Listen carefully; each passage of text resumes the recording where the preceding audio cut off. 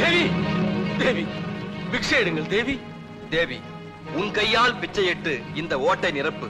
மகாதேவா, கண்களை மூடிக்கொண்டு கபாலத்தை நீட்டும். தேவி,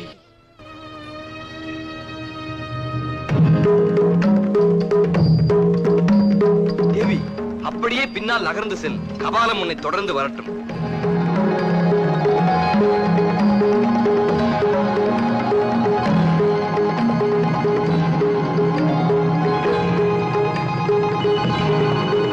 பரமேஸ்வரா, பிரம்மகபாலம் மீண்டும் தங்கள் கையில் ஒட்டிக்கொள்ள வருகிறது. கையை நன்றாக மூடிக்கொள்ளுங்கள்.